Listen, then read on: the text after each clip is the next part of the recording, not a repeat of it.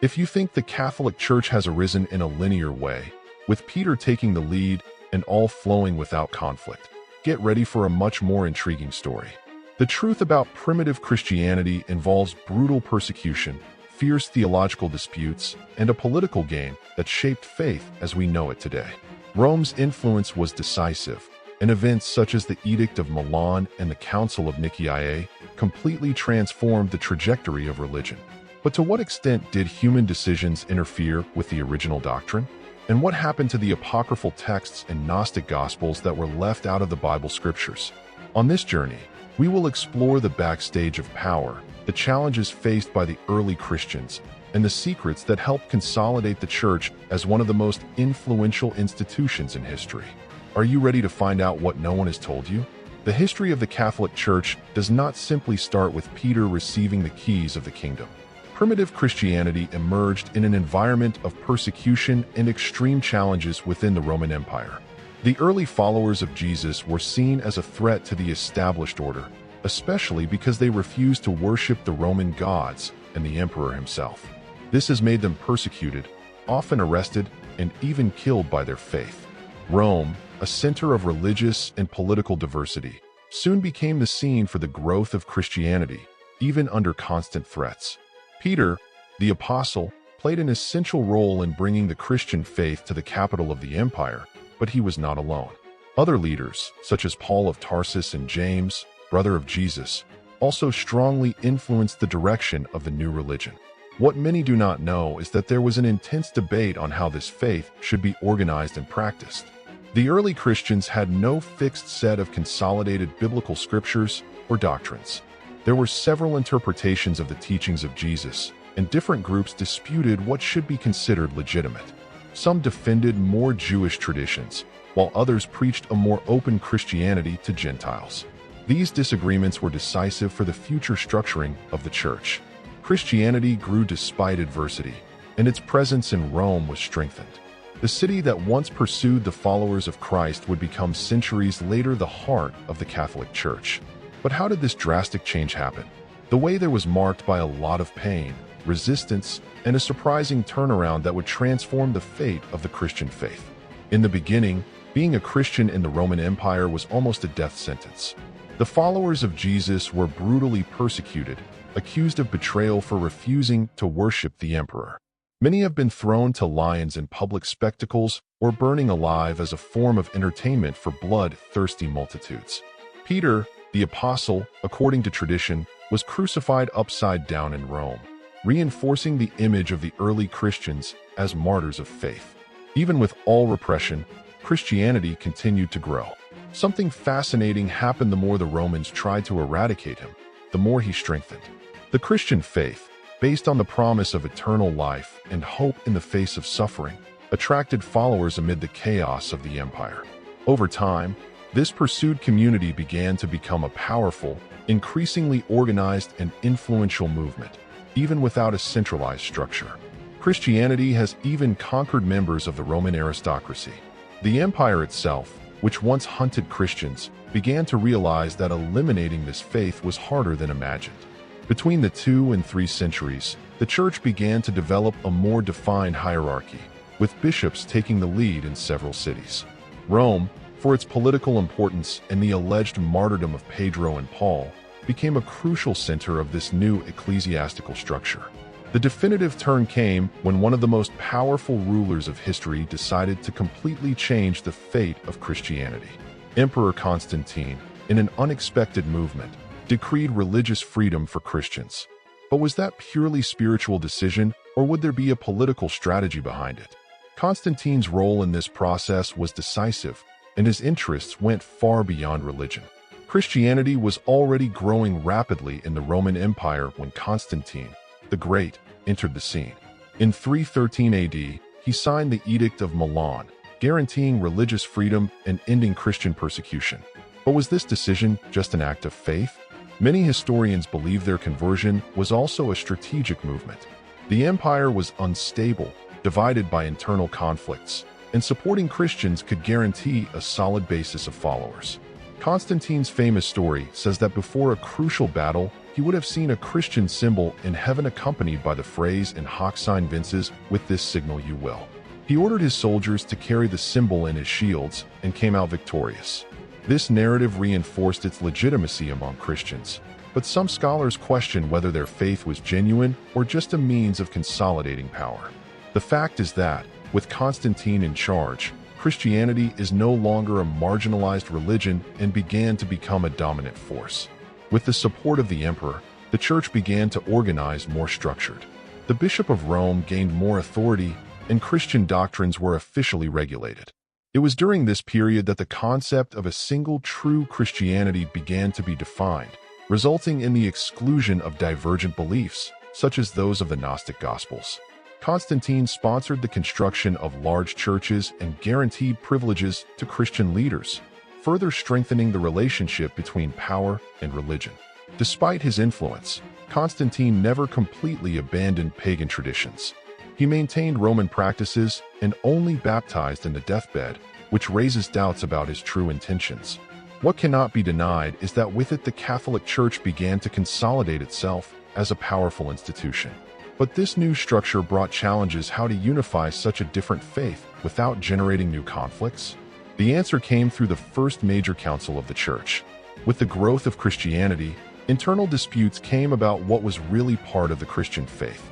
To resolve these differences, Constantine summoned the Council of Nicaea in 325 AD, bringing together bishops from the whole empire. The main theme of the meeting was the nature of Christ. Was he divine, human, or both? The debate was fierce, especially among the followers of Arius, who argued that Jesus was subordinate to God, and those who affirmed his full divinity. The result was the condemnation of Arianism and the formulation of Nicene Creed, a document that defined the basis of Christian theology and directly influenced later Christian doctrines. But the decision was not accepted by all, and many disputes continued even after the council.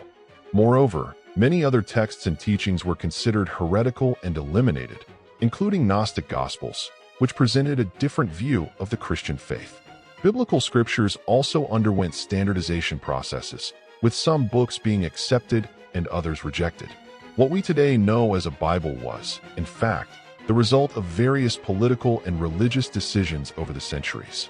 The apocryphal texts, which brought alternative views on Jesus and his teachings, were excluded from the official canon, often for theological and political reasons. The Council of Nicaea was only the first of many meetings to resolve disputes within the Church. While he helped establish a more unified doctrine, on the other, it made it clear that religion was increasingly linked to imperial power. And as the Church gained strength, new tensions arose who would have final authority over the Christian faith. This issue would lead to even deeper conflicts in the following centuries. The Bible, as we know it today, did not come ready. During the early centuries of Christianity, there were a wide variety of texts circulating among the faithful, including Gnostic Gospels, apostolic letters, and prophetic writings. Many of these documents brought different interpretations about Jesus and his message. While some Gospels portrayed a divine Christ from birth, others emphasized his human and philosophical role. However, as the Church consolidated, the need arose to define which texts would be considered inspired by God. In the late 4th century, Christian leaders established the biblical canon, excluding the so-called apocryphal texts. Gnostic Gospels, such as Thomas and Mary Magdalene's, were rejected for presenting a different view of the official doctrine, often emphasizing self-knowledge and direct connection with the divine. The process of selecting biblical books was not only spiritual, but also political. The Church needed a unified message to consolidate its authority, and texts that contradicted this view were set aside. Some scholars believe that this decision deeply shaped Christian theology, eliminating traditions that could have given a different course to faith. Thus, Roman influence on Christianity became even more evident, because what became official was also what strengthened the structure of the Church. This text filtering has generated questions that echo to this day. What was lost in this process? What did Gnostic Gospels reveal that they didn't matter to the leadership of the time? If the Bible was formed by human decisions, how to know if something essential was not left behind? These questions continue to intrigue researchers and faithful, showing that the history of the Christian faith is much more complex than we imagine. Catholic tradition teaches that Peter, the apostle, was the first pope, appointed by Jesus himself to lead his church. The basis of this belief lies in the famous biblical passage, "You are Peter, and upon this stone I will build my church," Matthew 16:18. However, the early years of Christianity did not have a centralized structure, and leadership was shared among several important figures. So, Pedro really played the role of High Pontiff as we understand today? Some scholars argue that James, the brother of Jesus, played an equally relevant role in the leadership of the early church, especially in Jerusalem. He measured important discussions about the acceptance of the Gentiles in Christianity and had great influence among the early followers. That raises the question, was Pedro really the supreme leader, or was part of a wider group of leaders? Church's own history suggests that the concept of Papa as an only boss came to centuries later. Another intriguing point is that there are no clear historical records of Peter exerting a papacy in Rome in the present way. Yes, there are reports that he preached in the capital of the empire and was martyred there, but the idea that he commanded the entire Christian church is questioned. The title of Pope only began to be officially used for the Bishop of Rome long later, as the power of the city grew within the Christian faith. Still, the figure of Peter became essential to the authority of the church popes, for his connection with Rome gave legitimacy to papal succession. Regardless of his real role, he became a symbol of apostolic continuity. But how did Rome consolidate as the center of Christianity? The answer involves not only faith, but also politics and strategy. Rome was the heart of the Roman Empire, the center of political and military power. But how did the epicenter of the Christian faith also become? The answer lies in the combination of strategic factors, apostolic tradition, and imperial influence. Peter and Paul is believed to have been martyred in Rome, which strengthened the city as a symbol of Christian authority. When Christianity was legalized, Rome already had a prominent role in the organization of the church. The Bishop of Rome began to gain prestige, being seen as a central figure in Christian leadership. With the decline of the Western Empire, ecclesiastical leaders filled the vacuum of power, assuming not only religious but also political and administrative issues. While other Christian centers, such as Alexandria and Antioch, were also important, Rome stood out for their proximity to imperial power and its apostolic tradition. The strengthening of the papacy was a gradual process. At first, the church did not yet have a rigid hierarchical structure, but as the popes of Rome affirmed their authority, they began to claim a higher position on the other bishops. This centralization faced resistance, but over time, consolidated the power of the Catholic Church, which began to influence not only religion but also European politics. The rise of Rome as the capital of the Christian faith was not only spiritual, but also the result of power games. What began as a persecuted community became the most powerful religious institution in the West. But this growth brought challenges, and when did the church itself divide, with multiple popes claiming the sacred throne? What happened when the unit began to collapse? As the church grew in power and influence, internal disputes also increased. One of the most chaotic moments in the history of the papacy occurred in the West Schism 1378-1417, when three different popes claimed simultaneously the leadership of the church. This conflict made it clear that, besides the faith, the papacy was also a matter of politics and power. Each faction had the support of different European kingdoms, making the choice of the true pope a game of geopolitical influence. The crisis began when Pope Urban VI was elected in Rome, but his authoritarian behavior generated revolt among the cardinals. In response, a second pope, Clement VII, was chosen and settled in Avignon, France. With two popes excomming each other, the confusion spread. To make matters worse, in 1409, a third pope, Alexander V, was elected to try to solve the problem, but only created more division. The situation was only resolved years later at the Council of Constance, which again unified the leadership of the church. But that was not the only crisis in the church. Other conflicts have emerged throughout history, such as the break with the Orthodox Church in the Great Schism of 1054, which divided Christianity between West and the East. Theological and political disputes showed that the church was not a homogeneous entity, but an institution in constant internal dispute. The power of the papacy was often challenged by both religious leaders and monarchs who wanted greater control over their own territories. Even with these conflicts, the Catholic Church has managed to rise and continue its influence on the world. But these internal tensions raise a question: has been the faith always, or, at many times, was to guarantee political and economic rule? Despite the crises, the Church built an undeniable legacy.